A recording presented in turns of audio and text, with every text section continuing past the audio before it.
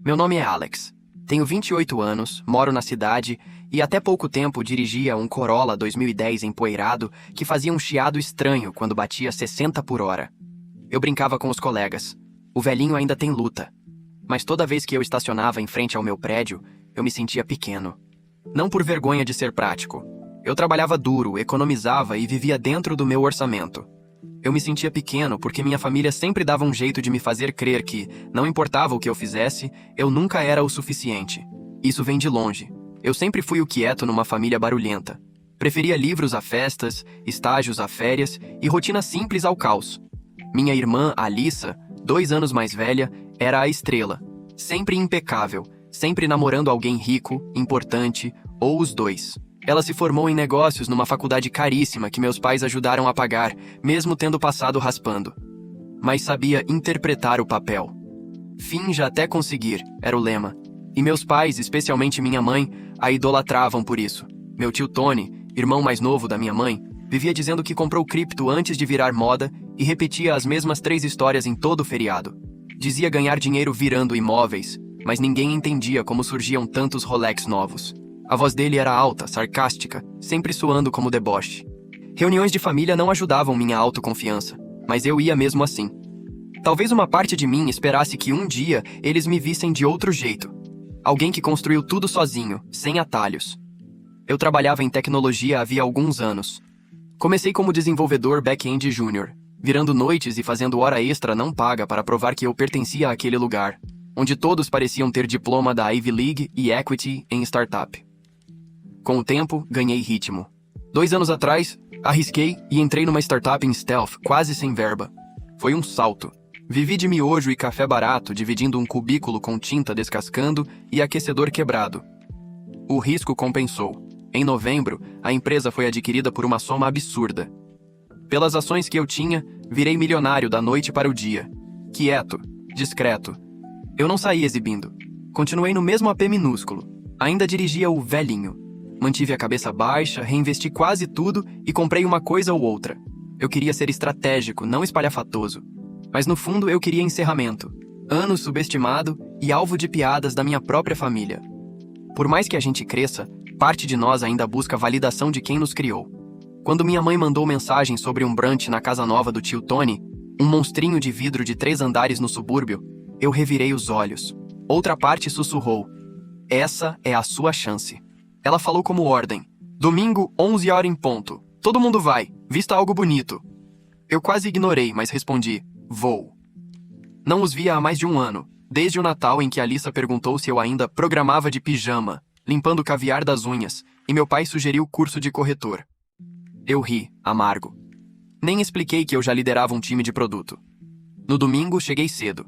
Entrei discretamente na entrada circular com meu carro novo. Um Lamborghini Huracan Técnica, fosco, o tipo que ronrona até parado. Peguei no dia anterior. Um gasto que me fez perder o sono por semanas. Quando sentei nele, percebi. Não era pela velocidade. Era por mim.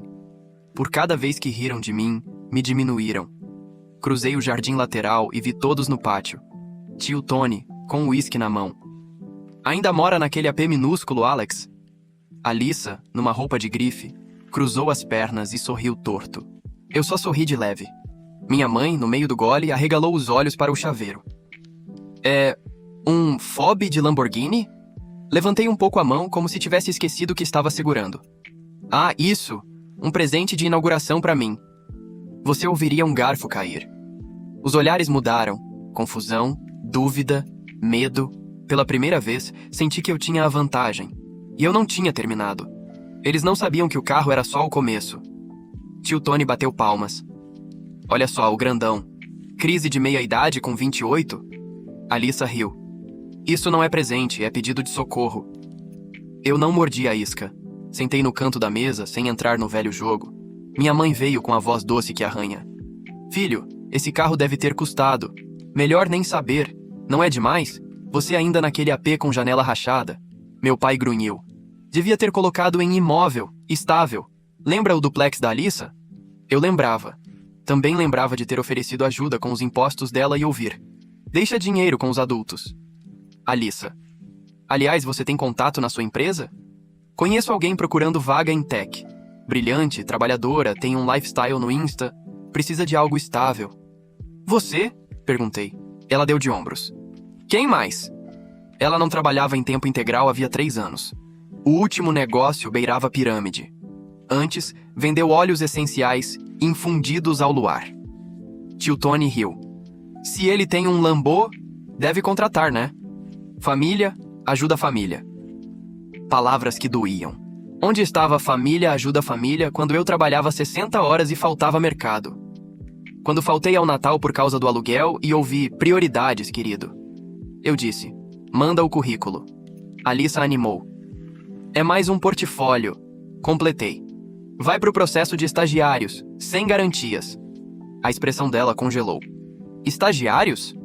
Não contratamos júnior sem experiência. Tio Tony forçou uma piada. Ignorei e virei para minha mãe. E a reforma? Ela. Cara, mais vale. Pegamos um pouco da aposentadoria do seu pai. Tá apertado. Entendo. Ela baixou o tom. Seu irmão disse que você tá bem. Talvez possa olhar nosso portfólio só para ver se tá certo. Não perguntaram como eu estava. Foram direto ao que eu podia fazer por eles. Talvez, quando der. O brilho dela murchou. O brunch seguiu em terreno seguro. O rebranding da Alissa e outro papo de imóvel do Tony. Mas os olhos voltavam para a entrada, onde o Lambo brilhava como diamante negro. Alissa, passando por mim, sussurrou. É só um carro, Alex. Não te faz melhor. Não respondi. Depois, veio a bomba casual do Tony. Agora que tá cheio da grana, vai crescer e sair do cubículo? Compra um lugar assim se for sério. Risos. Até minha mãe. Eu. Já comprei. Silêncio. Fechei semana passada. Cobertura no centro. Terraço e elevador privativo. Tá brincando? Disse Alissa. Quase 6 milhões, falei. Tony. Espero que não torra tudo num lugar só. Eu. Já diversifiquei. Só comprei o lar em que quero viver. Senti a mudança de tom. De deboche para cálculo. Eles mediam os próximos passos, como se posicionar perto do novo centro de poder, sem parecer carentes. Vi nos olhos da minha mãe, aquela faísca de direito e ganância.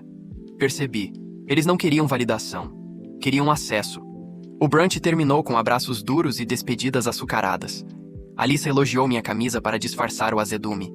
Minha mãe me lançou o olhar que antecede um pedido. Eu não ofereci nada. A semana seguinte foi silenciosa demais. Sem links passivo-agressivos, sem oportunidades do meu pai. Pensei que fosse respeito. Deveria saber melhor. O telefone tocou. Mãe. Como está a cobertura, Bruce Wayne? Ela riu. Eu disse que estava ótimo. Ela comentou sobre uma festa de inauguração. Eu não tinha planejado. Seria bom para a família. Alissa tá numa fase difícil. Disse que pensaria. 2 dias depois, vi uma van na portaria. Gente descarregando buffet, champanhe, flores, cadeiras dobráveis. Subi e encontrei Alissa sorrindo para o concierge. Perfeito. Tudo pronto para sábado. Para o quê? A housewarming.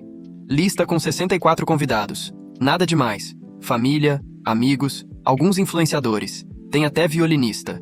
Você planejou uma festa na minha casa? Nossa casa por um dia, ela disse. Você nem usa o espaço. Não seja egoísta.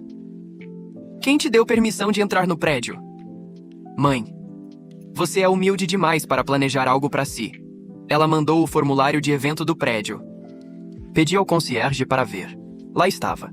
Meu nome, meu endereço, minha assinatura. Falsificada.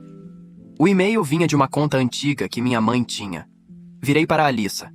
Você falsificou minha autorização e convidou 60 desconhecidos para minha casa. Para, dramático. É um dia. Sai do meu prédio, agora. Ela travou a mandíbula, sibilou que eu me arrependeria e foi embora. Cancelei fornecedores, bloqueei acessos, alertei a segurança para negar entrada à família. A raiva queimava, mas doeu mais perceber.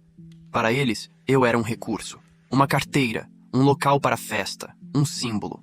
Uma semana depois, alerta do banco. Tentativa de transferência de $19.800 para Alissa Rivera, a partir da minha conta empresarial, que ninguém da família conhecia.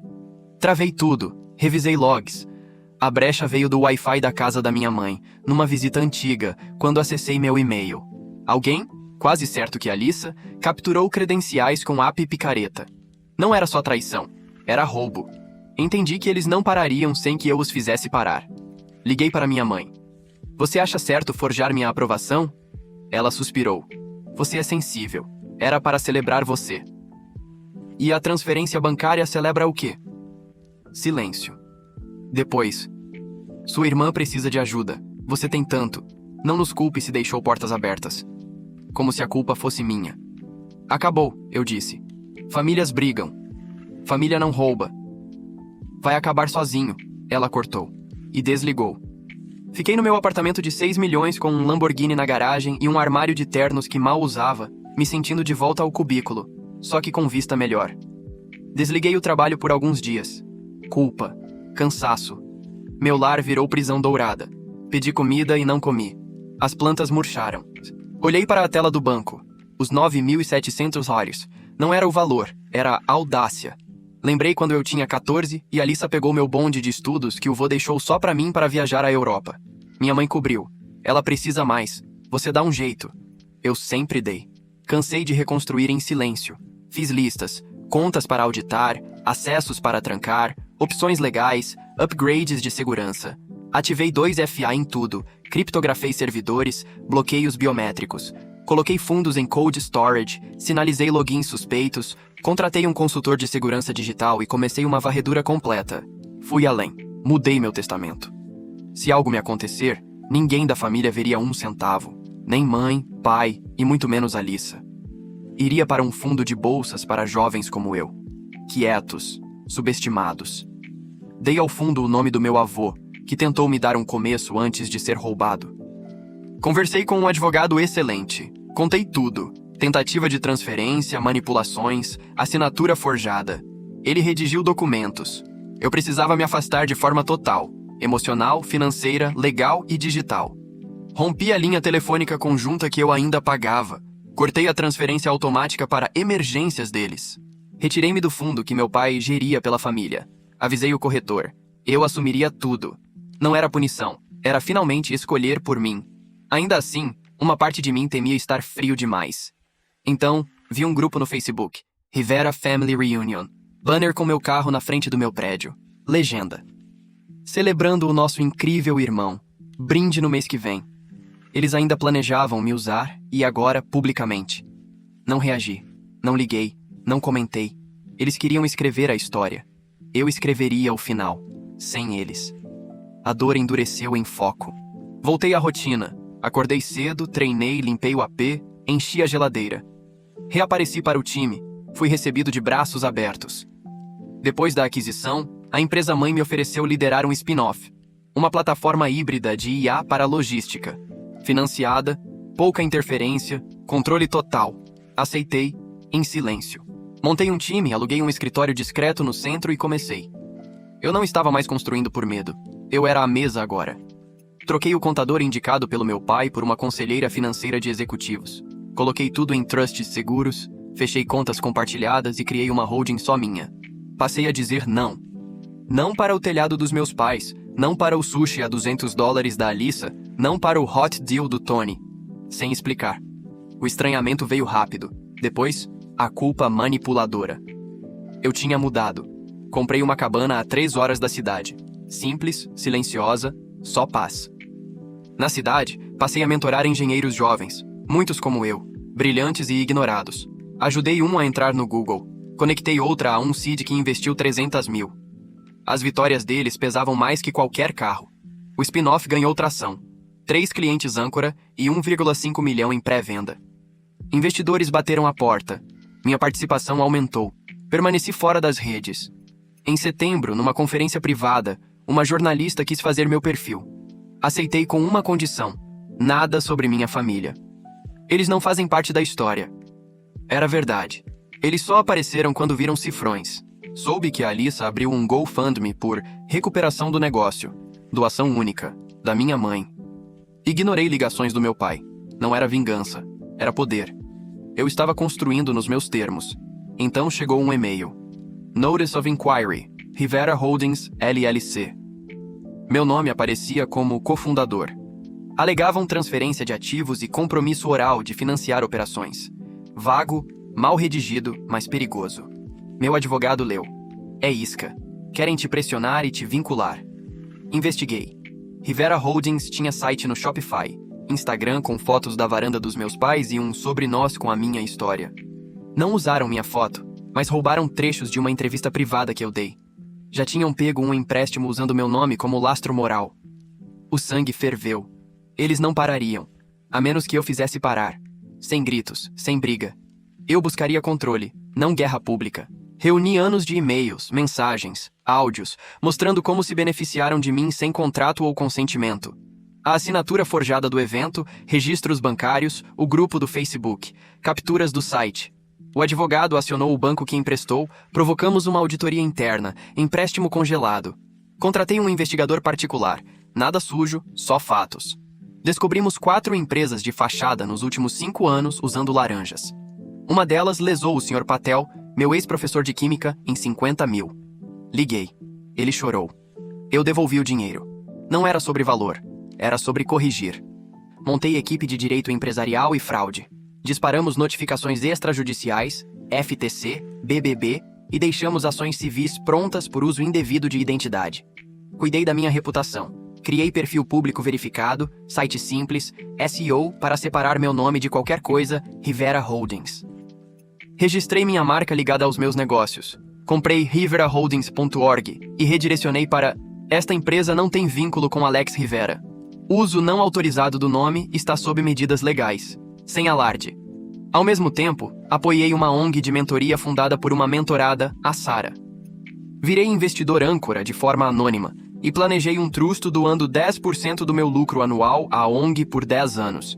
Minha resposta à pergunta: o que fazer com tudo isso? Dar a quem merece, não a quem exige. Então minha mãe escreveu: "Precisamos conversar. Não destrua sua irmã.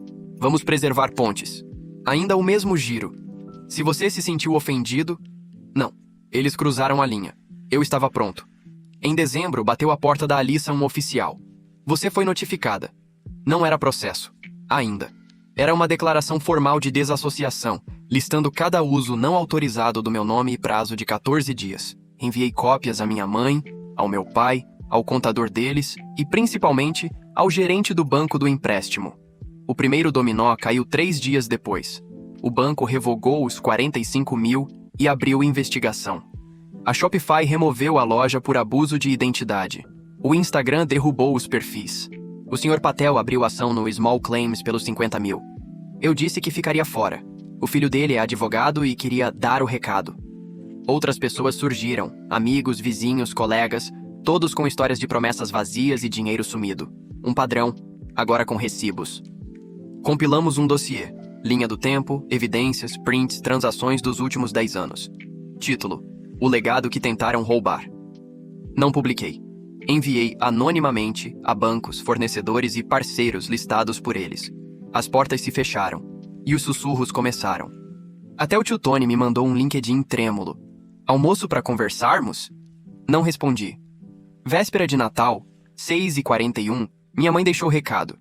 "Espero que esteja orgulhoso. Sua irmã teve que se mudar. Estamos sendo auditados. Você escolheu isso. Poderíamos resolver como família." Confirmei o que eu já sabia. Eles ainda se viam como vítimas. Eu não me arrependi. Isso não era ódio. Era justiça. Eu não os destruí. Só tirei a rede de segurança, que antes era eu. A queda veio pelo próprio peso. A LLC dissolveu em semanas. A auditoria revelou mistura de gastos pessoais e empresariais por anos. O contador se afastou e notificou o conselho. O crédito deles desabou. Alissa voltou a morar com os pais. As marcas cortaram parcerias quando viram o falso endosso meu no deck dela. O laptop de conteúdo motivacional foi vendido por $200. Eu não respondi a mais mensagem alguma. Minha assistente filtrou ligações e e-mails até cessarem. Meu novo negócio triplicou de valor com um acordo global em logística. Me chamaram de Força Silenciosa. O fundo de bolsas no nome do meu avô formou a primeira turma. Vi nos olhos deles o fogo que um dia eu tive. E pela primeira vez, a paz pesou mais. Nunca postei vitórias. Nunca expus ninguém. Não precisei. A queda deles falou mais alto. Anos depois, uma jornalista quis perfil sobre fundadores que venceram famílias difíceis. Recusei. Deixei só uma frase. Às vezes, a melhor vingança é viver tão acima do mundo deles que nem a sua sombra alcançam. Naquele dezembro, passei o Natal sozinho na cabana, sem drama e sem culpa. Neve, silêncio e lareira. Ergui uma taça para a noite e brindei a paz. Deixei o passado queimar atrás de mim.